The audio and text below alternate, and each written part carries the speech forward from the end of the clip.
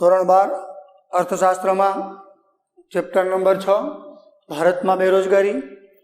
આગલા વિડીયો લેક્ચરની અંદર આપણે બેરોજગારી વધવાના કારણો વિશે ચર્ચા કરી હતી। હવે બેરોજગારી વધવાના કારણો વિશેની ચર્ચા એટલા માટે ઉપાયો કરતાં પહેલાં લેવામાં આવી કે જો બેરોજગારી વધવાના કારણોનો ખ્યાલ હોય તો જ આપણે બેરોજગારી ઘટાડવા માટેના ઉપાયોને સમજી શકીએ।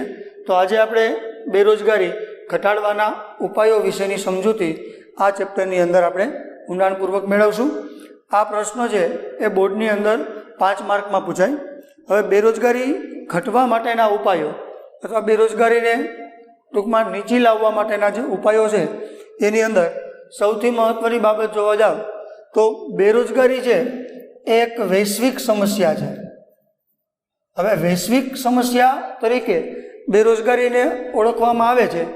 એ સમસ્યામાંથી નીકળવા માટે વિશ્વના દરેક દેશો પોતાની આર્થિક વિકાસની પ્રક્રિયા પર ધ્યાન રાખી અને બેરોજગારી ઘટાડવા માટેના ઉપાયો સમજાવે છે।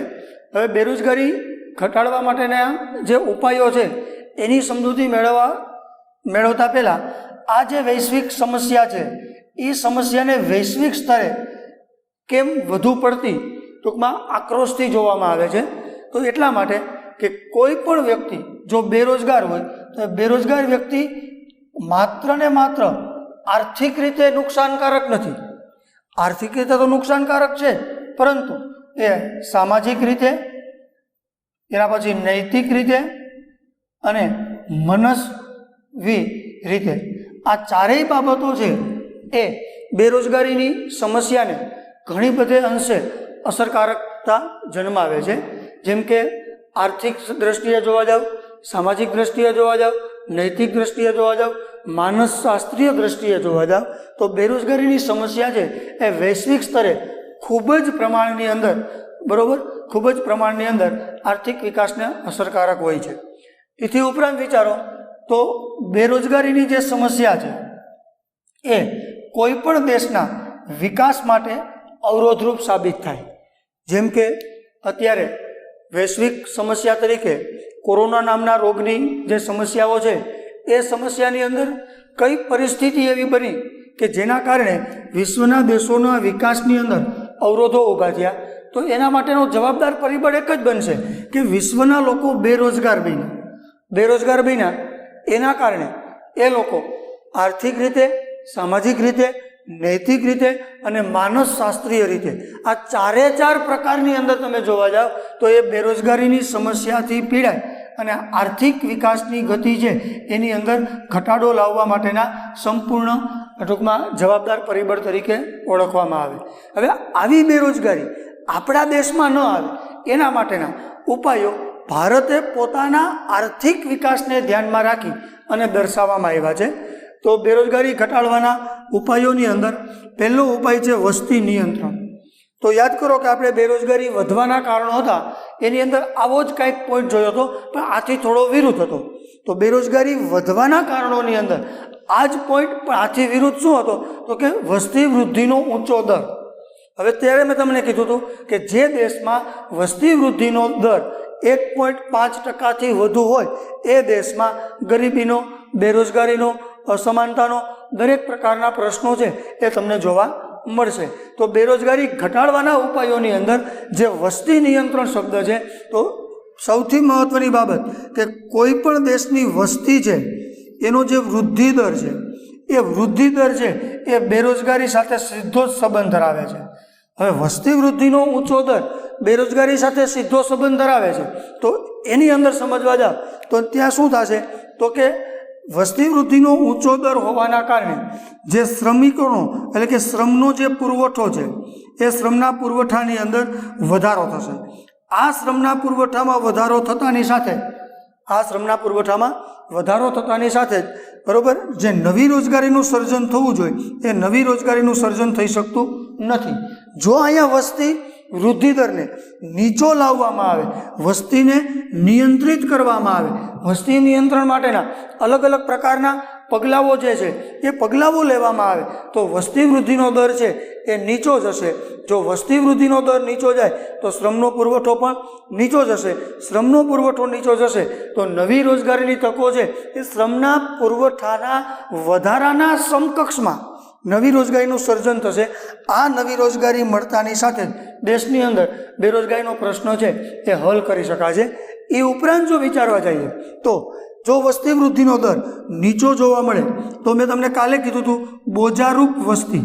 હવે બોજારૂપ વસ્તીની અંદર આજે ફરીથી કહી દઉં કોનો સમાવેશ થાય તો કે વિદ્યાર્થી, ગૃહિણી, અશક્ત લોકો કે જે લોકો પોતે પોતાનું કાર્ય કરી અને આવક નથી મેળવી શકતા, એ માત્ર ને માત્ર અન્ય વ્યક્તિની આવકમાંથી પોતાનો હિસ્સો લઈ અને ખર્ચ કરે છે. આવા દરેક વ્યક્તિઓને બોજારૂપ વસ્તી તરીકે ઓળખવામાં આવે છે.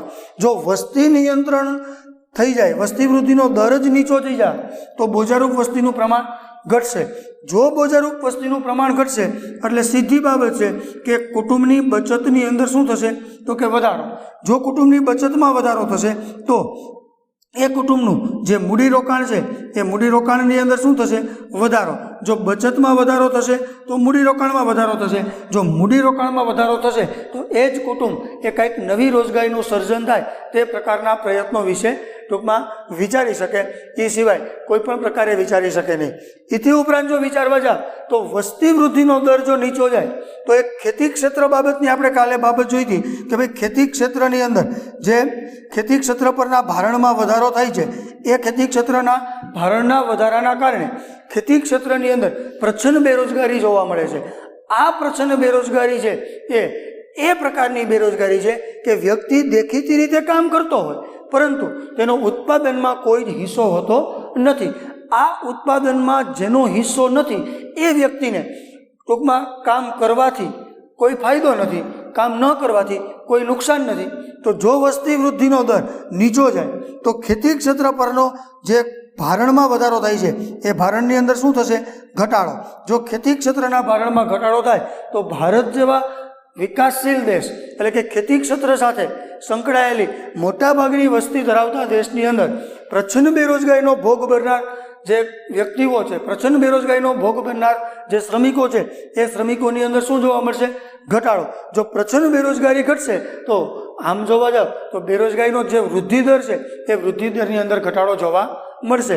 એટલે વસ્તી નિયંત્રણ છે એ બેરોજગારી ઘટાડવા માટેનો સૌથી સરળ અને સારામાં સારો ઉપાય છે કે જેથી વસ્તી પણ નિયંત્રણમાં રહીએ, વસ્તીનું કદ પણ નિયંત્રણમાં રહીએ, નવી રોજગારીનું સર્જન પણ થાય. કારણ કે વસ્તી નિયંત્રણ હોવાથી બચતમાં વધારો થશે, મૂડીરોકાણમાં વધારો થશે અને દરેક વ્યક્તિઓ છે એ પોષણક્ષમ આહાર, પોષણક્ષમ વસ્તુઓ મેળવી અને પોતે પોતાની કાર્યક્ષમતાની અંદર પણ વધારો કરી શકશે. હવે બેરોજગારી ઘટાડવાના ઉપાયોની અંદર બીજા ઉપાય તરીકે જોવા જાવ તો આર્થિક વિકાસનો દર ઊંચો લઈ જવો. હવે આર્થિક વિકાસ અને બેરોજગારી, આર્થિક વિકાસ અને બેરોજગારી આ બે વચ્ચે સીધો સંબંધ છે. કેવો સંબંધ છે તો કે આર્થિક વિકાસ અને બેરોજગારી વચ્ચે. હવે આર્થિક વિકાસ છે બરોબર અને બેરોજગારી છે, આ બે વચ્ચે ગાઢ સંબંધ શું કામે કીધો કે આર્થિક વિકાસ કેટલો થયો બરોબર, જેટલા પ્રમાણમાં આર્થિક વિકાસ વધતો હશે એટલા જ પ્રમાણની અંદર બેરોજગારીમાં ઘટાડો જોવા મળશે.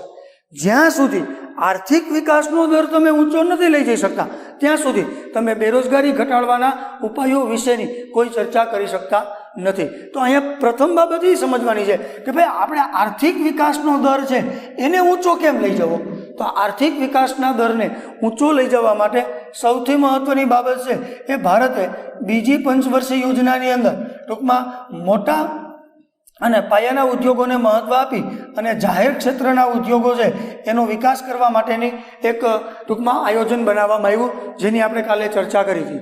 હવે જાહેર ક્ષેત્રના ઉદ્યોગોનો વિકાસ થયો એની સામે કાલે મેં તમને કીધું હતું કે ખાનગી ક્ષેત્રના જે ઉદ્યોગો હતા એના ઉપર શું મૂકવામાં આવ્યા હતા તો કે અંકુશ મૂકવામાં આવ્યા હતા. હવે ખાનગી ક્ષેત્ર પર અંકુશ હોય અને જાહેર ક્ષેત્ર છે એના ઉપર કોઈ અંકુશ નથી. તો આ બે વચ્ચે અસંતુલા થઈ. અસમતુલાના કારણે ભારતની અંદર નહીં, વિશ્વના કોઈ પણ દેશની અંદર બેરોજગારીને ઘટાડી શકાય નહીં. જ્યારે આર્થિક વિકાસના સહયોગ આપતા દરેક વિભાગોનો જો સંતુલિત વિકાસ કરવામાં આવે, પછી એ કૃષિ ક્ષેત્ર હોય તોય ભલે, ઉદ્યોગ ક્ષેત્ર હોય તોય ભલે, સેવા ક્ષેત્ર હોય તોય ભલે, ત્રણેય ક્ષેત્રને અને ત્રણેય વિભાગોને સંતુલિત રીતે જો વિકાસ કરવામાં આવે તો જ આર્થિક વિકાસનો દર ઊંચો લઈ જઈ શકાય. અને જો આર્થિક વિકાસનો દર તમે ઊંચો લઈ જઈ શકો તો જ તમે બેરોજગારીની અંદર ઘટાડો કરી શકો, નહીંતર બેરોજગારીની અંદર ઘટાડો કરી શકાય નહીં. એ ઉપરાંત જોવા જાવ તો આર્થિક વિકાસના દરની અંદર સૌથી મહત્ત્વની ભૂમિકા હોય તો એ ભારતની શિક્ષણ વ્યવસ્થાની છે, કે જે દેશની અંદર શિક્ષણ વ્યવસ્થા પરિવર્તનને અનુરૂપ હોય, એટલે કે આવનાર જે પરિવર્તન છે એને અનુરૂપ આપણી શિક્ષણ વ્યવસ્થા આજે હોય.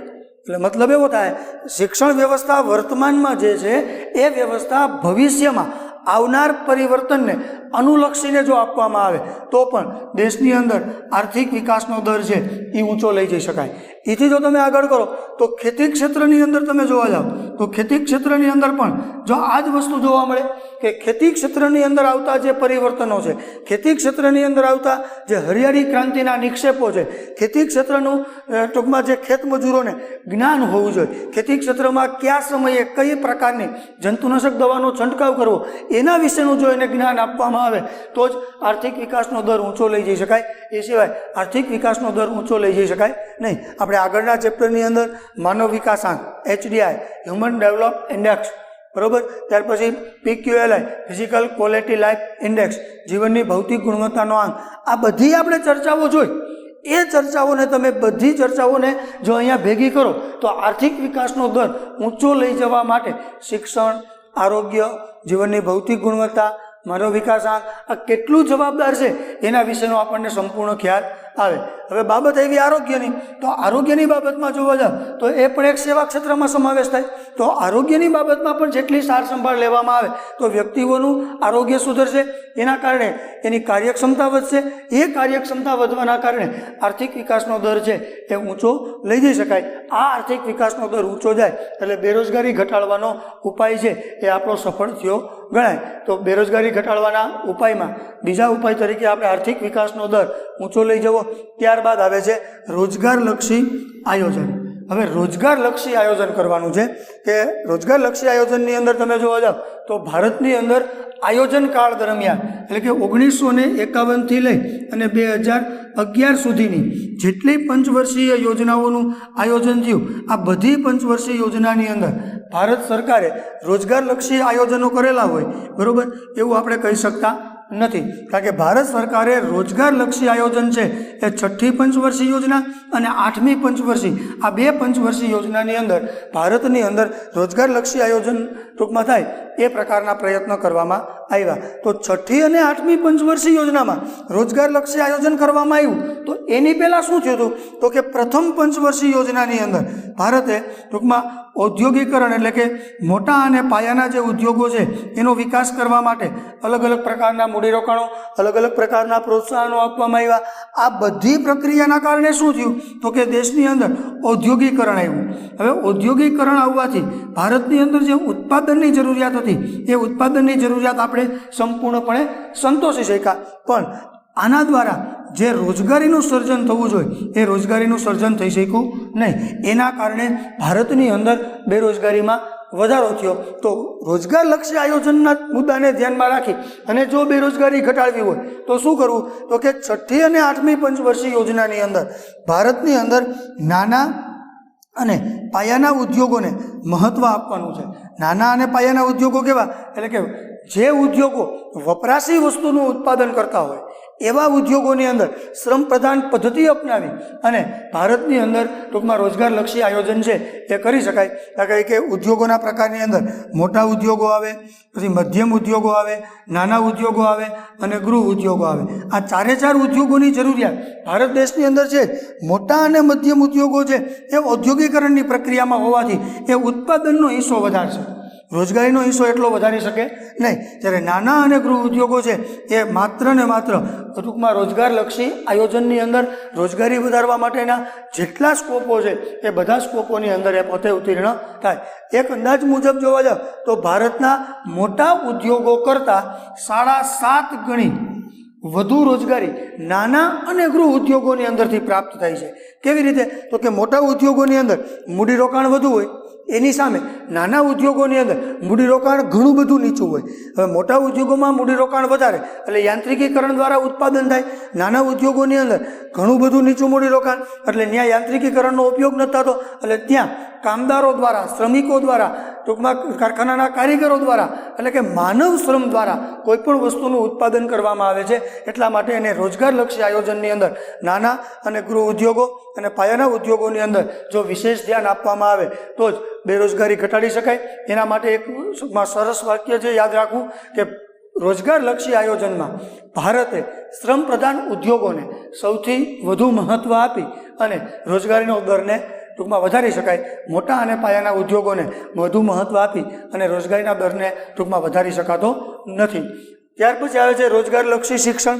તો રોજગારલક્ષી શિક્ષણની અંદર જોવા જાવ તો ભારતની અંદર તમે વિચારો તો હાલમાં જે શિક્ષણ વ્યવસ્થા છે એ શિક્ષણ વ્યવસ્થા એટલી બધી ખામીયુક્ત છે કે જેની આપણે કાલે ચર્ચા કરી કે અને અત્યારે પણ ચર્ચા કરી કે ભારતની અંદર શિક્ષણ કેવું હોવું જોઈએ. આમ જુઓ તો વિશ્વના દેશોમાં શિક્ષણ વ્યવસ્થા કેવી હોવી જોઈએ? તો કે આજે તમે જે શિક્ષણ પ્રાપ્ત કરો છો એ શિક્ષણ એવું અને એટલું સુસજ્જ હોવું જોઈએ કે ભવિષ્યમાં આવનારા જે પરિવર્તનો છે એ પરિવર્તનોનો સ્વીકાર કરી અને કોઈ પણ વ્યક્તિ એટલે કે શિક્ષિત વ્યક્તિ કાર્ય કરવા માટે ઈચ્છિત થાય. પણ ભારતની પરિસ્થિતિ કેવી છે? તો કે આથી ઉલટી છે. ભારતની શિક્ષણ વ્યવસ્થા સંપૂર્ણપણે ખામીયુક્ત છે. ભારતની અંદર શિક્ષિત વ્યક્તિમાં કોઈ પ્રકારની તાલીમની એટલે ટૂંકમાં તાલીમની આવશ્યકતા હોવા છતાં તાલીમ આપવામાં આવતી નથી.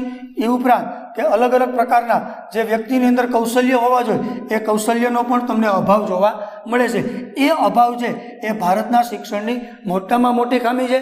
અને ભારતની અંદર જે બેરોજગારી વધી છે એમાં સૌથી વધુ જો કોઈ જવાબદાર પરિબળ હોય તો એ ભારતનું હાલનું ખામીયુક્ત શિક્ષણ છે. તો હાલના ખામીયુક્ત શિક્ષણમાં સુધારો કરી અને ભારતની અંદર વ્યવસાયલક્ષી શિક્ષણ ટૂંકમાં આપણે વ્યવસાયલક્ષી શિક્ષણ જો આપવામાં આવે બરાબર તો જ ભારતની અંદર કોઈ પણ પ્રકારની રોજગારીને વધારી શકાય. જો ભારતની અંદર વ્યવસાયલક્ષી શિક્ષણ આપવામાં આવે તો એનો મતલબ એ થયો કે ભાઈ વ્યવસાયને લગતી જેટલી બાબતો છે એ બાબતોની આવડત શિક્ષિત લોકોની અંદર પુરવાર કરવામાં આવે. અને જો વ્યવસાયને લગતી દરેક કૌશલ્ય કે દરેક તાલીમ શિક્ષિત વ્યક્તિના જો ટૂંકમાં શિક્ષિત વ્યક્તિને આપવામાં આવે અને શિક્ષિત વ્યક્તિ એ કૌશલ્ય જો પ્રાપ્ત કરે તો ભારતની અંદર જે બેરોજગારી વધવા માટેનું જે જવાબદાર પરિબળ તરીકે આપણે શિક્ષણને જોઈએ છીએ એ શિક્ષણને આપણે જોવું ટૂંકમાં યોગ્ય કહેવાશે નહીં. પણ મહત્ત્વની બાબત એ છે કે ભારતની અંદર વ્યવસાયલક્ષી જો શિક્ષણ આપવામાં આવે તો જ રોજગારીની અંદર વધારો કરી શકાય, નહીંતર રોજગારીની અંદર વધારો કરી શકાય નહીં. એ ઉપરાંત તમે જોવા જાઓ તો કોઈ પણ વ્યક્તિ કોઈ પણ પ્રકારનું શિક્ષણ પ્રાપ્ત કર્યા પછી એ વ્યક્તિને એની આવડત અને એના કૌશલ્ય મુજબના જે પરિવર્તનો છે એ પરિવર્તનો આપણે સ્વીકારવા માટે તૈયાર પણ થઈ જાય. એક મુદ્દો આપણે કાલે એવો પણ જોયો હતો કે કોઈ પણ દેશને આર્થિક વિકાસ કરવો હોય તો આર્થિક વિકાસ માટે એને નવી ટેકનોલોજી છે એનો ઉપયોગ કરવો પડશે. આ નવી ટેકનોલોજીનો ઉપયોગ કરનાર શ્રમિકો અથવા તો કારીગરો અથવા તો કામદારો આપણી પાસે જો હશે જ નહીં તો નવી ટેકનોલોજીનો આપણે ઉપયોગ કરી શકશું નહીં. પણ આ નવી ટેકનોલોજીનો ઉપયોગ કરવા માટે ટૂંકમાં વ્યવસાયલક્ષી શિક્ષણ આપો. વ્યવસાયલક્ષી શિક્ષણ આપવાથી નવી ટેકનોલોજીને ચલાવનાર શ્રમિકો હશે અને આ શ્રમિકોને નવી ટેકનોલોજીને ચલાવવા માટે નવી રોજગારીનું સર્જન આપણે કરી શકીએ. ત્યાર પછી બેરોજગારી ઘટાડવા માટે પાંચમા મુદ્દાની અંદર ગૃહ અને નાના પાયાના ઉદ્યોગોના વિકાસની ચર્ચા કરવામાં આવી છે. એ આપણે ત્રીજા પોઈન્ટની અંદર જોયું હતું કે રોજગારલક્ષી આયોજનની અંદર ભારતે પોતાની પંચવર્ષીય યોજનાઓની અંદર નાના અને પાયાના ઉદ્યોગોની અંદર ટૂંકમાં વધારે પ્રોત્સાહન આપી અને ટૂંકમાં રોજગારલક્ષી આયોજન કરવું જોઈએ. તો અહીંયા પણ કંઈક એવી જ બાબત કહેવા માગે છે કે પહેલી વસ્તુ તો એ નાના અને પાયાના ઉદ્યોગો છે એ હંમેશાને માટે શ્રમ પ્રધાન હોય. જેમ મેં તમને આ ચેપ્ટરની શરૂઆતમાં કહેતો આવું છું એ મુખ્ય પોઈન્ટ તમારે ધ્યાનમાં રાખવાનો છે. હવે આની સામે જે મોટા અને પાયાના ઉદ્યોગો છે એ હંમેશાને માટે કેવા હશે તો કે મૂડી પ્રધાન હશે. હવે આ બે વચ્ચેનો તફાવત સમજી લેજો. શ્રમ પ્રધાન ઉદ્યોગોમાં શું અને મૂડી પ્રધાન ઉદ્યોગોમાં શું? તો શ્રમ પ્રધાન ઉદ્યોગો છે બરાબર એ ઉદ્યોગોની અંદર કોઈ પણ પ્રકારનું જે કાર્ય છે બરાબર એ કામદારો દ્વારા થાય. અને મૂડીપ્રધાન ઉદ્યોગોની અંદર મોટા ભાગનું જે કાર્ય છે એ કેના દ્વારા થશે? યંત્રો દ્વારા. હવે અહીંયા કામદારો દ્વારા કાર્ય થાય છે, અહીંયા યંત્ર દ્વારા કાર્ય થાય છે. તો યંત્ર દ્વારા કાર્ય થવાથી ઉત્પાદનની અંદર મોટા પ્રમાણમાં વધારો થશે અને રોજગારીની અંદર જોવા જાવ તો એ ટૂંકમાં નિમ્ન સ્તરની અંદર વધારો થશે. એવી જ રીતે તમે જુઓ તો શ્રમ પ્રધાન ઉદ્યોગોની અંદર કાર્ય કોના દ્વારા થાય છે? કામદાર દ્વારા. તો અહીંયા શું થશે? ઉત્પાદનની જે બાબત છે બરાબર, એમાં ટૂંકમાં નીચો વૃદ્ધિ દર જોવા મળશે. રોજગારીની બાબત છે એ રોજગારીની અંદર કેવો દર જોવા મળશે? તો કે ઊંચો દર જોવા મળશે. હવે અહીંયા રોજગારી ઊંચી, અહીંયા ઉત્પાદન ઊંચું, અહીંયા ટૂંકમાં ઉત્પાદન નીચું બરાબર, અહીંયા રોજગારી નીચી. તો આ બંને વચ્ચે વિરોધાભાસ સાબિત થાય. હવે આ વિરોધાભાસને તમારે સંકલિત કરવો હોય તો શું કરવું? તો કે જ્યાં જ્યાં જરૂરિયાત છે ત્યાં યંત્ર દ્વારા ઉત્પાદન થાય, એટલે ઉત્પાદન પણ મોટા પ્રમાણમાં થાય અને રોજગારી છે એ એના પ્રમાણમાં વધારી શકાય. પણ જે જગ્યાએ વપરાશી વસ્તુનું ઉત્પાદન કરવાની વાત આવે બરાબર, વપરાશી વસ્તુનું ઉત્પાદન કરવાની વાત આવે તે ઉદ્યોગોને હંમેશાને માટે શ્રમ પ્રધાન ઉદ્યોગોની અંદર જ સમાવવા જોઈએ, જેથી કરીને વપરાશી વસ્તુનું ઉત્પાદન જો શ્રમ પ્રધાન ટૂંકમાં ઉદ્યોગોની અંદર થશે તો વપરાશી વસ્તુનું ઉત્પાદન શ્રમ પ્રધાન ઉદ્યોગોની અંદર થવાથી શ્રમ પ્રધાન ઉદ્યોગોમાં કામદારોને વધુ પ્રકારની કામગીરી મળશે, વધુ પ્રકારની નવી રોજગારીનું સર્જન થશે, જેના કારણે ભારતની અંદર બેરોજગારીનો દરને ઘટાડી શકાય. વર્ષ 2015ની અંદર ભારતની અંદર જે પંચવર્ષીય યોજનાની શરૂઆત થઈ એની અંદર ગૃહ અને નાના પાયાના ઉદ્યોગોને વધુ પડતું પ્રોત્સાહન આપી અને નવી નવી રોજગારીનું સર્જન કરવાનો વિકલ્પ ટૂંકમાં ગણવામાં આવ્યો છે. પણ 2015માં તો 1951થી 2015 સુધી જે મોટા અને પાયાના ઉદ્યોગોને મહત્ત્વ આપ્યું એના કારણે જે બેરોજગારીના કદમાં વધારો થયો છે એ કદને આપણે ઘટાડી શકતા નથી. તો એને ઘટાડવા માટે શ્રમ પ્રધાન ઉદ્યોગોને વધુ પ્રકારનું મહત્ત્વ કે એ ઉદ્યોગોની અંદર વપરાશી વસ્તુનું જ ઉત્પાદન થાય અને મૂડી પ્રધાન ઉદ્યોગોની અંદર મૂડી સ્વરૂપની વસ્તુનું ઉત્પાદન થાય. હવે મૂડી સ્વરૂપની વસ્તુ એટલે શું? તો કે આ ઉદ્યોગો દ્વારા જે વસ્તુનું ઉત્પાદન થાય છે એ વસ્તુનો ઉપયોગ કરી અને તમે નવી મૂડીનું સર્જન કરી શકો. અને વપરાશી વસ્તુનું ઉત્પાદન એટલે કેવું? તો કે વ્યક્તિઓ એનો જીવન જરૂરિયાત માટે વપરાશ કરતા હોય તો આવા ઉદ્યોગોને જો સંકલિત કરી અને એનું સંતુલન જાળવી અને જો આયોજન કરવામાં આવે તો ભારતની અંદર ટૂંકમાં બેરોજગારીના દરની અંદર ઘટાડો કરી શકાય. ગૃહ અને નાના પાયાના ઉદ્યોગોના વિકાસ દ્વારા બેરોજગારી ઘટાડવાનો આપણે જે ઉદ્દેશ જોયો. હવે છઠ્ઠો પોઈન્ટ આવે છે આંતરમાળખાકીય સેવાનો વિસ્તાર વધારવો. તો કાલે મેં તમને 9 આંતરમાળખાકીય સેવા ગણાવી હતી. એ 9 આંતરમાળખાકીય સેવા કઈ? ફરીથી ગણાવી દઉં. સંદેશા વ્યવહાર, વાહન વ્યવહાર, બેંક, વીમો, વીજળી, સિંચાઈ, શિક્ષણ, આરોગ્ય અને રહેઠાણ. એ 9માંથી જે શરૂઆતની 6 આંતરમાળખાકીય સગવડો છે એ આર્થિક આંતરમાળખાની સેવાઓ છે અને એમાંથી જે બાકીની 3 વધી એ સામાજિક આંતરમાળખાની સેવાઓ છે. હવે તમને એમ થાય કે આંતરમાળખાની સેવાઓ ટૂંકમાં ગણાવવાનો મતલબ શું? તો 2 પ્રકારની જે આંતરમાળખાની સેવાઓ છે આર્થિક અને સામાજિક, એના દ્વારા જ કોઈ પણ પ્રકારની રોજગારી નક્કી થઈ શકે. કઈ રીતે? તો કે શરૂઆતની જે 6 આંતરમાળખાકીય સેવાઓ હતી એ મોટા ભાગની શહેરી ક્ષેત્રોમાં જ જોવા મળે. એ ઉપરાંત સામાજિક આંતરમાળખાની જે સેવાઓ છે એ પણ તમને મોટા ભાગે શહેરી વિસ્તારોમાં જ જોવા મળે. તો આર્થિક આંતરમાળખાની જે સેવાઓ છે એ ગ્રામીણ વિસ્તારની અંદર જોવા જાઓ તો ગ્રામીણ વિસ્તારની અંદર આ સેવાઓનું જે પ્રમાણ છે એ ઘણું બધું કેવું મળશે? નીચું જોવા મળશે. સામાજિક આંતરમાળખાની સેવા જોવા જાઓ તો એ પણ ગ્રામીણ વિસ્તારની અંદર એનું પ્રમાણ કેવું જોવા મળશે? નીચું. હવે શહેરી વિસ્તારમાં આ બંને પ્રમાણ કેવા જોવા મળ્યા? તો કે ઊંચા. ગ્રામીણ વિસ્તારની અંદર આ પ્રમાણ કેવા જોવા મળ્યા? તો કે નીચા. હવે જે વિસ્તારની અંદર આંતરમાળખાકીય સેવાનું પ્રમાણ વધુ એ વિસ્તારની અંદર નવી રોજગારીનું સર્જન વધુ પ્રમાણમાં જોવા મળે. જે વિસ્તારની અંદર આંતરમાળખાકીય સેવાનું પ્રમાણ નીચું એ વિસ્તારની અંદર રોજગારીનું પ્રમાણ પણ કેવું જોવા મળશે? નીચું. આના ઉપરથી કહી શકાય કે ગ્રામીણ અને શહેરી ટૂંકમાં વિસ્તાર વચ્ચે જે વિકાસની વ્યાખ્યા છે એ વિકાસની વ્યાખ્યાની અંદર અસમતોલન જોવા મળે છે. હવે આ અસમતોલનના કારણે ગ્રામીણ વિસ્તારની અંદર જે બેરોજગારીનો દર છે, બરાબર, એ બેરોજગારીનો દર શહેરી વિસ્તારની અંદર જે બેરોજગારીનો દર હોય તેના કરતાં ગ્રામીણ વિસ્તારની અંદર કેવો જોવા મળશે? વધુ. શું કામે? તો કે શહેરી વિસ્તાર માટે રોજગારી મેળવવાના વિકલ્પો કેટલા? તો કે કૃષિ, ઉદ્યોગ અને સેવા, આ ત્રણેય ક્ષેત્ર દ્વારા રોજગારીનું સર્જન થશે. જ્યારે ગ્રામીણ વિસ્તારની અંદર જોવા જાવ તો સેવા ક્ષેત્ર આર્થિક હોય કે સામાજિક હોય, બંનેનું પ્રમાણ કેવું જોવા મળ્યું? નીચું. હવે આર્થિક અને સામાજિક નીચું હોય એટલે સેવા ક્ષેત્રનું અંદરથી રોજગારી મેળવવાના વિકલ્પો છે એ નહિવત પ્રમાણમાં થયા. હવે સેવા ક્ષેત્રનું પ્રમાણ જે વિસ્તારમાં નીચું હોય એ વિસ્તારમાં મેં કાલે કીધું હતું એમ કે નવા કોઈ ઉદ્યોગો છે એ નવા ઉદ્યોગોની કોઈ પણ પ્રકારનો વિસ્તાર વધારવા માટે ઉત્સુકતા દર્શાવશે નહીં. એટલે ઉદ્યોગ ક્ષેત્રનું પ્રમાણ પણ ગ્રામીણ વિસ્તારમાં કેવું જોવા મળ્યું? નીચું. તો એ નીચાણના કારણે ટૂંકમાં ઉદ્યોગો દ્વારા જે રોજગારીનું સર્જન થાય એ પણ તમારા માટે કેવું થયું? નકારાત્મક. તો હવે ગ્રામીણ વિસ્તાર માટે રોજગારી મેળવવા માટેનો વિકલ્પ એક જ વધ્યો. કયો? તો કે ખેતી ક્ષેત્ર. ખેતી ક્ષેત્ર સિવાય ગ્રામીણ વિસ્તારના લોકોને કોઈ પણ પ્રકારે રોજગારી મેળવવાનો વિકલ્પ હોતો નથી. જ્યારે શહેરી ક્ષેત્રની અંદર ટૂંકમાં આપણે ખેતી ક્ષેત્ર હોય, પછી ઉદ્યોગ ક્ષેત્ર હોય કે સેવા ક્ષેત્ર હોય, આ ત્રણેય ક્ષેત્રની અંદરથી રોજગારી મેળવવાનો વિકલ્પ છે એ 100% ટૂંકમાં સાર્થક સાબિત થાય. ત્યારે ગ્રામીણ વિસ્તારની અંદર એક જ ક્ષેત્ર એવું છે, ખેતી ક્ષેત્ર, કે એના દ્વારા રોજગારીનું સર્જન થાય. પણ એમાં પણ અમુક સમસ્યાઓ છે. કઈ? તો કે ખેતી ક્ષેત્રની અંદર જે વિસ્તાર અને જે વિકાસ મળવો જોઈએ, ખેતી ક્ષેત્રને જે વેગ મળવો જોઈએ એ વેગ મળવાને પણ ભારત સરકાર દ્વારા પ્રોત્સાહન ટૂંકમાં આપવામાં આવતું નથી. એ પ્રોત્સાહનના અભાવે ખેતી ક્ષેત્રમાં જેટલી નવી રોજગારીનું સર્જન થવું જોઈએ એટલી નવી રોજગારીનું સર્જન થઈ શકતું નથી.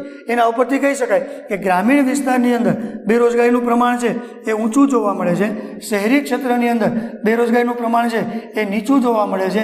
તો અહીંયા જે બેરોજગારીનું પ્રમાણ નીચું છે એ પ્રમાણ જો અહીંયા નીચું લાવવું હોય તો શું કરવું? તો કે શહેરી વિસ્તારમાં જે આંતરમાળખાકીય સેવાઓ જેટલા પ્રમાણમાં પ્રાપ્ત છે એટલા જ પ્રમાણમાં જો ગ્રામીણ વિસ્તારની અંદર પણ આવી આંતરમાળખાકીય સેવાઓ આપવામાં આવે તો ત્યાંના ખેતી ક્ષેત્રને લગતા નાના ઉદ્યોગો, ગૃહ ઉદ્યોગો અને અન્ય ઉદ્યોગોને પ્રોત્સાહન મળવાની સાથે બરાબર ગ્રામીણ વિસ્તારની અંદર પણ બેરોજગારીના પ્રમાણમાં ઘટાડો લાવી શકાય. તો અહીંયા આંતરમાળખાકીય સેવાનો વિસ્તાર વધારવા માટે હવેનો વિકલ્પ એક જ છે કે ગ્રામીણ વિસ્તારની અંદર એનો જો વિસ્તાર વધારવામાં આવે તો જ બેરોજગારીની અંદર ઘટાડો લાવી શકાય, નહીંતર બેરોજગારીની અંદર ઘટાડો લાવી શકાય નહીં.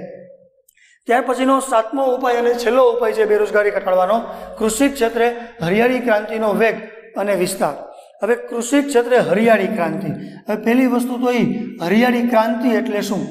તો હરિયાળી ક્રાંતિની અંદર 5 નિક્ષેપો આપવામાં આવ્યા છે.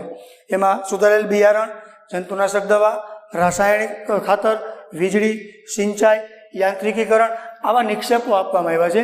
એનો વેગ અને વિસ્તાર વધારવાનો.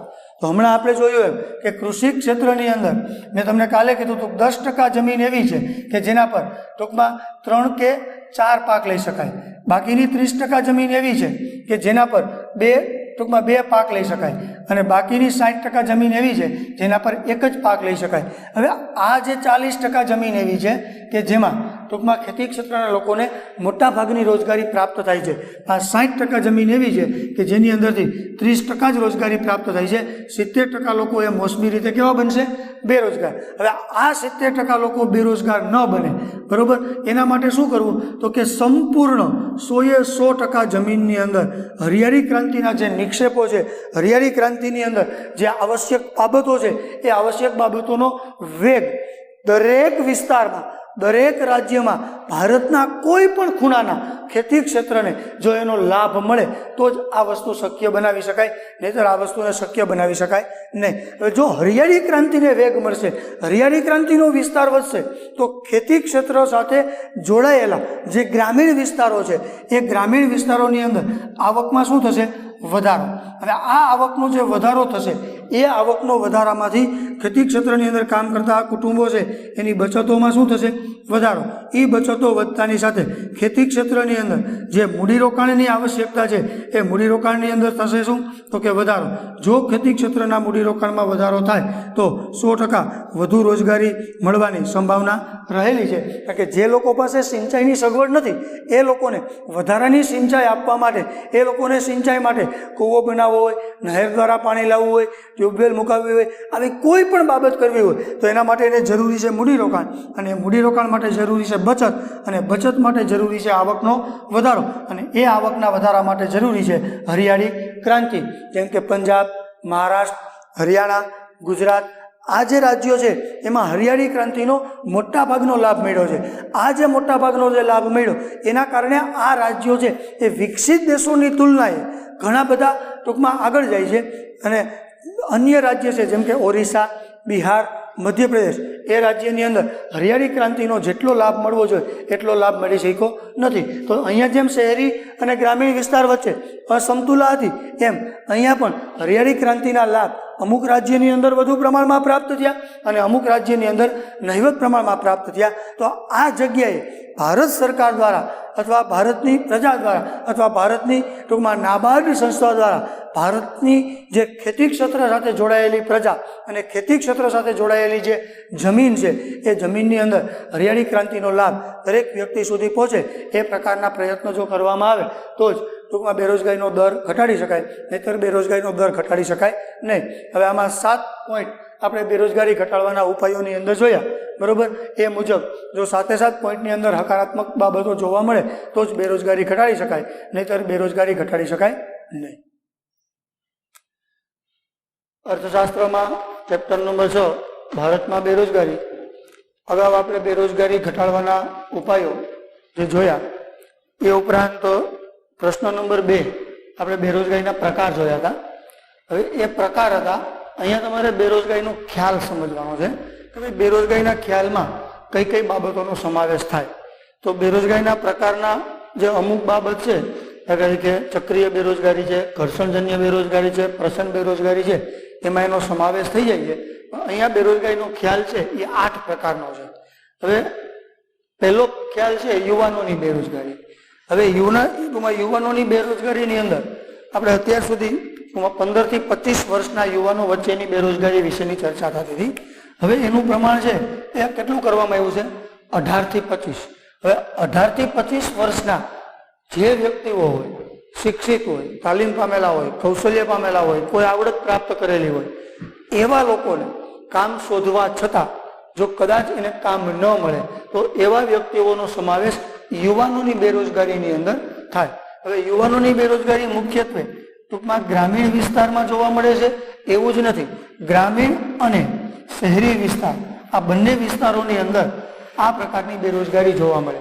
હવે ગ્રામીણ અને શહેરી વિસ્તાર આ બે વિસ્તારની અંદર યુવાનોની બેરોજગારી જોવા મળે, પણ એમાંય જો તમે વિચારવા જાઓ તો ગ્રામીણ વિસ્તાર કરતાં શહેરી વિસ્તારની અંદર યુવાનોની બેરોજગારીનું પ્રમાણ વધુ હોય. કારણ તો કે ગ્રામ્ય વિસ્તારની અંદર વસવાટ કરતો વ્યક્તિ કોઈ પણ પ્રકારની તાલીમ પ્રાપ્ત કરે અથવા કોઈ પણ પ્રકારનું એ કૌશલ્ય પ્રાપ્ત કરે અથવા એ કોઈ પણ પ્રકારનું શિક્ષણ પ્રાપ્ત કરે, આ ત્રણમાંથી કોઈ એક વસ્તુ પ્રાપ્ત કર્યા પછી એ રોજગારીની શોધ માટે શહેરી ક્ષેત્રમાં વસવાટ કરે છે. એટલે કે ગ્રામીણ વિસ્તારમાંથી શહેરી વિસ્તારમાં એ સ્થળાંતર કરે છે. ગ્રામીણ વિસ્તારમાંથી શહેરી વિસ્તારમાં એ સ્થળાંતર થાય ત્યારે એની ઉંમર 18 થી 25 વર્ષની હોય. હવે શહેરી વિસ્તારની અંદર તમે જોવા જાઓ તો શ્રમનો પુરવઠામાં શું થાય? વધારો. શહેરી વિસ્તારમાં શ્રમના પુરવઠામાં વધારો થાય, સામે શ્રમની માંગ એટલી હોતી નથી. આ બંને વચ્ચે શું સર્જાય છે? અસમતુલા. એના કારણે શહેરી વિસ્તારમાં યુવાનોની બેરોજગારીનું પ્રમાણ છે એ ગ્રામ્ય વિસ્તાર કરતાં વધુ જોવા મળે છે. બીજો ખ્યાલ આવે છે સ્વૈચ્છિક બેરોજગારી. હવે સ્વૈચ્છિક બેરોજગારી શું છે? તો સ્વૈચ્છિક બેરોજગારીનો તમે સામાન્ય અર્થમાં વ્યાખ્યા કરવા જાઓ તો વ્યક્તિ કામ કરવાની ઈચ્છા જ નથી ધરાવતો, કામ કરવાની ઈચ્છા જ નથી ધરાવતો એટલા માટે એને કામ મળતું નથી, અથવા કામ કરવાની ઈચ્છા નથી ધરાવતો, કામની શોધમાં નથી જતો. હવે કામ કરવું જ નથી એવો એનો અભિગમ છે, એટલા માટે એવા વ્યક્તિઓનો સમાવેશ છે એ સ્વૈચ્છિક બેરોજગારીની અંદર થાય. હવે સ્વૈચ્છિક બેરોજગાર લોકો છે એ ટૂંકમાં કામ પ્રત્યે ઉદાસીન હોય, ઉત્સુક હોતા નથી, એટલા માટે એનો સમાવેશ છે એ સ્વૈચ્છિક બેરોજગારની અંદર છે. આપણે એક વ્યાખ્યા જોઈ હતી, બેરોજગારીની વ્યાખ્યા જોઈ હતી, એ કેવી હતી? કોઈ પણ વ્યક્તિ કાર્ય કરવાની શક્તિ, આવડત, લાયકાત ધરાવતો હોય અને કામની શોધમાં જાય અને જો કામ ન મળે તો એવા વ્યક્તિને જ બેરોજગાર કીધો. અહીંયા તો વ્યક્તિ છે એ કામની શોધમાં પણ નથી જતો, કામ કરવાની શક્તિ પણ નથી ધરાવતો, કામ કરવાની આવડત હોવા છતાંય નથી ધરાવતો, કામ કરવાની લાયકાત હોવા છતાં કામ કરવાની વ્યક્તિ ઈચ્છા જ નથી ધરાવતો. જ્યારે વ્યક્તિ કામ કરવાની ઈચ્છા ધરાવતો નથી ત્યારે એ વ્યક્તિ સ્વૈચ્છિક રીતે બેરોજગાર છે એવું કહી શકાય. એ વ્યક્તિને ખાલી બેરોજગાર વ્યક્તિ તરીકે ઓળખી શકાય નહીં. ત્યાર પછી આવે છે અનૈચ્છિક બેરોજગારી. હવે અનૈચ્છિક બેરોજગારી છે એ સ્વૈચ્છિક બેરોજગારીથી વિરુદ્ધ છે. અહીંયા શું હતું તો કે વ્યક્તિ કોઈ પણ પ્રકારનું કાર્ય કરવાની ઈચ્છા ધરાવતો નથી. હવે ધરાવતો નથી એટલા માટે એને કામ નથી મળતું, એટલા માટે આપણે એને કેવી કીધી? સ્વૈચ્છિક. અનૈચ્છિક બેરોજગારીની અંદર આથી સંપૂર્ણ વિરોધ, કે વ્યક્તિ કાર્ય ટૂંકમાં કરવાની સંપૂર્ણ ઈચ્છા ધરાવે છે, કાર્ય કરવાની સંપૂર્ણ ઈચ્છા ધરાવે છે, છતાંય એને કામ મળતું નથી. હવે કાર્ય કરવાની ઈચ્છા ધરાવતો હોવા છતાં એને કામ મળતું નથી, એનો મતલબ એ થયો કે એ વ્યક્તિમાં કાર્ય કરવાની શક્તિ છે, આવડત છે, લાયકાત છે, કામની શોધમાં ગયો, કારણ કે એને કાર્ય કરવાની ઈચ્છા છે. એટલા માટે આ બધા જ પરિબળો, આ બધા જ જે સ્ટેપ છે એને પાર કરેલા છે, છતાંય એ વ્યક્તિને કોઈ પણ પ્રકારનું કાર્ય મળતું નથી. એટલા માટે એને અનૈચ્છિક બેરોજગારી કહેવાય. અહીંયા કાર્ય મળે છે પણ એને કરવું નથી. અહીંયા કાર્ય મળતું નથી, કાર્ય કરવું છે. જો કાર્ય કરવું નથી અને મળતું નથી, સ્વૈચ્છિક બેરોજગાર. કાર્ય કરવું છે અને મળતું નથી તો એ કેવો કહેવાય? અનૈચ્છિક બેરોજગાર. આવા અનૈચ્છિક બેરોજગારોનું પ્રમાણ છે એ મોટા ભાગે શિક્ષિત લોકોની અંદર જોવા મળે છે. હવે શિક્ષિત લોકોની અંદર આવું પ્રમાણ શા માટે જોવા મળે તો કે એ વ્યક્તિએ જે પ્રકારની શિક્ષણની અંદર લાયકાત પ્રાપ્ત કરેલી હોય એ લાયકાત કરતા નીચી લાયકાતનું જો એને કાર્ય સોંપવામાં આવે તો એ વ્યક્તિ કાર્ય કરવા માટે ઈચ્છુક રહેતો નથી. હવે એ કાર્ય કરવા માટે ઈચ્છુક નથી રહેતો તો એ સ્વૈચ્છિક કહેવાનું, કારણ કે લાયકાત કરતા નીચું કામ મળે અને જો એ કાર્ય કરે, બરોબર, તો જ એ વ્યક્તિને રોજગારી પ્રાપ્ત થાય. કારણ કે અનૈચ્છિક બેરોજગારીની અંદર કાર્ય કરવાની ઈચ્છા છે, પછી એ લાયકાત વાળું કાર્ય હોય તોય ભલે, લાયકાત કરતા નીચું હોય તોય ભલે, બેમાંથી ગમે તે પ્રકારનું કાર્ય હોય એ કાર્ય કરવા ઈચ્છુક છે પણ એને કાર્ય મળતું નથી. એટલા માટે એને કેવો કહેવાય? અનૈચ્છિક બેરોજગાર. ત્યાર પછી પોઈન્ટ નંબર 4 આવે છે પ્રચ્છન્ન બેરોજગારી. તો એ આપણે બેરોજગારીના પ્રકારની અંદર એક પોઈન્ટ સંપૂર્ણપણે અભ્યાસ કર્યો હતો, છતાંય અત્યારે કહી દઉં કે ભારતની અંદર 2011 મુજબ 49% વસ્તી કૃષિ ક્ષેત્ર પર આધાર રાખી અને રોજગાર પ્રાપ્ત કરે છે. તો 49% વસ્તી જો કૃષિ ક્ષેત્ર પર હોય તો ઉદ્યોગ અને સેવા આ બે વચ્ચે 51%નું ભારણ રહે. હવે બે ક્ષેત્ર વચ્ચે 51% અને કૃષિ ક્ષેત્રમાં એકમાં કેટલા ટકા છે? 49%. તો એનો મતલબ એવો કહી શકાય કે કૃષિ ક્ષેત્ર પરનું જે ભારણ છે એ ઘણું બધું કેવું કહેવાશે? વધુ. કૃષિ ક્ષેત્ર પરનું ભારણ ઘણું બધું વધુ હોવાના કારણે કૃષિ ક્ષેત્રની અંદર પ્રચ્છન્ન બેરોજગારી જોવા મળે છે. એટલે કે પ્રચ્છન્ન બેરોજગારીની વ્યાખ્યા આપણે કંઈક એવી જોઈ હતી કે વ્યક્તિ દેખીતી રીતે કામ કરતો હોય પરંતુ ઉત્પાદનમાં તેનો કોઈ હિસ્સો હોતો નથી. વ્યક્તિ હોવાથી નથી ઉત્પાદન વધતું કે વ્યક્તિ ન હોવાથી નથી ઉત્પાદન ઘટતું. એક્ઝામ્પલ તરીકે 20 એકર જમીનની અંદર 100 ટનનું ઉત્પાદન થયું હોય અને 10 વ્યક્તિ એમાં કાર્ય કરતી હોય તો એક વ્યક્તિની ઉત્પાદકતા કેટલી થશે? તો કે 10 ટનની. કારણ કે 20 એકર જમીન, 100 ટનનું ઉત્પાદન, 10 વ્યક્તિ કાર્ય કરે તો એક વ્યક્તિની ઉત્પાદકતા કેટલી થઈ? 10 ટન. આ જ 20 એકર જમીન છે, આ જ 100 ટનનું ઉત્પાદન છે, પણ એમાં કાર્ય કરનાર વ્યક્તિઓ 20 છે. કાર્ય કરનાર વ્યક્તિઓ 20 છે તો એક વ્યક્તિની ઉત્પાદકતા કેટલી થાય? 5 ટન. એનો મતલબ એ થયો કે 20 એકરની અંદર 10 વ્યક્તિ કામ કરે તોય 100 નું ઉત્પાદન અને 20 વ્યક્તિ કામ કરે તો ઉત્પાદન કેટલું થાય?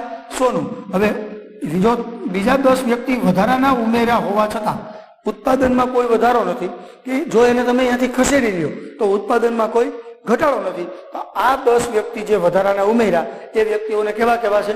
પ્રચ્છન્ન બેરોજગાર. આ પ્રકારની બેરોજગારી ખેતી ક્ષેત્ર સિવાય અન્ય કોઈ વિભાગ કે અન્ય કોઈ ક્ષેત્રની અંદર જોવા મળતી નથી. અને આ પ્રકારની બેરોજગારી ખાસ કરી અને ભારત દેશની અંદર જોવા મળે છે. કારણ એક જ કે ભારત દેશ એક કૃષિ પ્રધાન દેશનું અસ્તિત્વ ધરાવે છે. ત્યાર પછીની બેરોજગારીનો ખ્યાલ આવે છે ચક્રીય બેરોજગારી. અને આ ચક્રીય બેરોજગારી છે એ પણ બેરોજગારીના પ્રકારની અંદર આપણે સમજી લીધી, છતાંય આપણે કારણે વિચારીએ કે ચક્રીય બેરોજગારીની અંદર મુખ્ય શબ્દ કયો હતો તો કે તેજી અને મંદીના પરિબળોના આધારે સર્જાતી બેરોજગારીને ચક્રીય બેરોજગારી તરીકે ઓળખી શકાય. આ પ્રકારની બેરોજગારી મોટા ભાગે વિકસિત દેશોની અંદર જોવા મળે. પ્રચ્છન્ન બેરોજગારી મોટા ભાગે વિકાસશીલ દેશોની અંદર જોવા મળે. તો ચક્રીય બેરોજગારી છે એ તેજી મંદીના પરિબળોના કારણે સર્જાતી હોવાથી, તેજી મંદીનું પરિબળ ક્યાં હોય તો કે તેજી મંદીના બે પરિબળો છે એ બજારની અંદર હોય. બજાર કેના પર આધારિત હોય તો કે બજાર છે એ કોઈ પણ પ્રકારના દેશના ઉદ્યોગ પર આધારિત હોય. તો ઉદ્યોગોની અંદર કાં તો તેજી હોય અને કાં તો મંદી હોય. જો તેજી હોય તો મંદીના એંધાણ આવે અને મંદી હોય તો તેજી આવે. તો આ પ્રકારની જે બેરોજગારી છે એક ચક્રાકાર ગતિની અંદર કામ કરતી હોય. કારણ કે તેજીમાંથી મંદી અને મંદીમાંથી તેજી, તો એ ચક્રાકાર જે પ્રવૃત્તિ છે એ મોટા ભાગે વિકસિત દેશોની અંદર જોવા મળે, પણ અમુક અંશે વિકાસશીલ દેશોની અંદર પણ સક્રિય બેરોજગારીનું પ્રમાણ જોવા મળે છે. ત્યાર પછી આવે છે ઘર્ષણજન્ય બેરોજગારી. તો આ પણ બેરોજગારીનો ખ્યાલ આપણે બેરોજગારીના પ્રકારની અંદર વ્યાખ્યા સહિત જોયો હતો. તો વ્યાખ્યાની અંદર શું હતું તો કે જૂની જે ટેકનોલોજી છે એની સામે કેવી ટેકનોલોજી આવે છે? નવી. આ બે વચ્ચે એક પ્રકારનો તણાવ ઉભો થાય છે. એ બે વચ્ચે એક પ્રકારની હરીફાઈ ઊભી થાય છે કે ભાઈ જૂની ટેકનોલોજીની સામે નવી ટેકનોલોજી આવે તો આપણી આર્થિક વિકાસની જે પરંપરા છે એના આધારે તમે જૂની ટેકનોલોજીની સામે નવી ટેકનોલોજી છે એ તમારે સ્વીકારવી પડે, તો જ તમે પરિવર્તન કર્યું કહેવાય. અને પરિવર્તન જ આર્થિક વિકાસનું મુખ્ય પરિબળ તરીકે ઓળખી શકાય. હવે અહીંયા પ્રશ્ન શું થશે કે જૂનીની સામે નવી ટેકનોલોજી આવશે એટલે ઘર્ષણ થશે કે જૂનીની સામે નવી આવી. બે પ્રકારની ટેકનોલોજી, એક જ પ્રકારનું ઉત્પાદન થાય, છતાં એ બે પ્રકારની ટેકનોલોજી બજારની અંદર આવે તો જૂની ટેકનોલોજીનો ઉદ્યોગો ત્યાગ કરી અને નવી ટેકનોલોજી સ્વીકારવા માટેનો પ્રયત્ન કરશે. તો જ્યારે જૂની ટેકનોલોજીનો ત્યાગ કરી અને ઉદ્યોગકારો નવી ટેકનોલોજી સ્વીકારવાનો પ્રયત્ન કરે ત્યારે નવી ટેકનોલોજીની અંદર કાર્ય કરવા માટે જે તાલીમબદ્ધ શ્રમિકો, જે કૌશલ્ય પ્રાપ્ત કરેલા શ્રમિકો અથવા નવી ટેકનોલોજીને સફળતાપૂર્વક ચલાવી શકે એ પ્રકારના શ્રમિકો કે એ પ્રકારના કામદારો બજારની અંદર મળતા નથી. કારણ કે બજારમાં ક્યાં કામદારો હશે તો કે જૂની ટેકનોલોજીની અંદર કામ કરતા હોય એ. તો હવે આ કામદારોને એના કાર્યમાંથી છૂટા કરવાના થશે. છૂટા કરતાની સાથે એ વ્યક્તિઓ નવી ટેકનોલોજીની તાલીમ પ્રાપ્ત કરશે અથવા કોઈ કૌશલ્ય પ્રાપ્ત કરશે. ત્યાર પછી એને નવી ટેકનોલોજીની બાબતમાં ટૂંકમાં કાર્ય કરવાનો મોકો મળશે. પણ એ જ્યાં સુધી તાલીમ પ્રાપ્ત કરે, નવી ટેકનોલોજીને ચલાવતા સફળતાપૂર્વક ન શીખે ત્યાં સુધી એ વ્યક્તિ સંપૂર્ણપણે બેરોજગાર રહેશે. એટલે ઘર્ષણજન્ય બેરોજગારીની અંદર ટૂંકા સમય માટે ટૂંકમાં બેરોજગારીનો ભોગ બનવાનો વારો આવે. અને આ બેરોજગારી મોટા ભાગે વિકસિત દેશોની અંદર જ જોવા મળે છે. વિકાસશીલ દેશોની અંદર આ પ્રકારની બેરોજગારી જોવા મળતી નથી. ત્યાર પછી આઠમો ખ્યાલ છે મોસમી બેરોજગારી. તો મોસમી બેરોજગારીની વ્યાખ્યા મેં તમને મૌખિક કીધી હતી કે ભાઈ અમુક મોસમમાં કામ મળે અને અમુક મોસમમાં કામ ન મળે. એ પ્રકારની જે સ્થિતિ હોય એ સ્થિતિને કેવી બેરોજગારી કહેવાય તો કે મોસમી. મોસમી બેરોજગારી મોટા ભાગે વિકાસશીલ દેશોની અંદર જ જોવા મળે. વિકસિત દેશોની અંદર મોસમી બેરોજગારી ટૂંકમાં નીચા પ્રમાણમાં જોવા મળે. મુખ્ય કારણ એક જ, વિકાસશીલ દેશો ઉદ્યોગ ક્ષેત્ર સાથે જોડાયેલા છે અને વિકસિત દેશો ઉદ્યોગ ક્ષેત્ર સાથે જોડાયેલા છે અને વિકાસશીલ દેશો ખેતી ક્ષેત્ર સાથે જોડાયેલા છે. તો મોસમી બેરોજગારીનો ભોગ છે એ ખેતી ક્ષેત્ર સાથે જોડાયેલા વ્યક્તિઓને જ ટૂંકમાં આવરે છે. ખેતી ક્ષેત્ર સિવાય અન્ય કોઈ ક્ષેત્રમાં જોડાયેલા લોકોને મોસમી બેરોજગારીનો ભોગ બનવું પડતું નથી. આ મોસમી બેરોજગારીનું પ્રમાણ છે એ ભારતની અંદર સૌથી વધુ પ્રમાણમાં જોવા મળે છે. કારણ કે ભારતની અંદર ભારતની કુલ વસ્તીના 49% વસ્તી કૃષિ ક્ષેત્ર પર આધારિત છે. ભારતની કૃષિ ક્ષેત્રમાં મોટા ભાગની જમીનોમાં સિંચાઈની સગવડો ટૂંકમાં પૂરી પાડવામાં આવેલી નથી અથવા સિંચાઈની સગવડો ખેતમજૂરો અથવા ખેડૂતો એ સ્વયં ઊભી કરવા માટે સક્ષમ નથી અથવા સરકાર દ્વારા કદાચ એવું પણ કહી શકાય કે નાબાર્ડ બેંક છે એ ભારત સરકારે ખેતી ક્ષેત્રની અંદર કોઈ પણ પ્રકારના ધિરાણ માટે જેની સ્થાપના કરેલી છે, તો એ ધિરાણની જે સગવડતાઓ પ્રાપ્ત થાય છે એ ધિરાણની સગવડતાઓ એટલી તો નથી કે ખેડૂતો સ્વયં પોતે સિંચાઈ માટેની સગવડતાઓ ઊભી કરી શકે. તો આ 8 ખ્યાલ તમે જે જોયા એ ક્યારેક પ્રશ્ન કદાચ 5 માર્કમાં પૂછાય કે બેરોજગારીનો ખ્યાલ સમજાવો, તો તમે આ 8 પ્રકારની બાબતમાં ચર્ચા કરી શકો.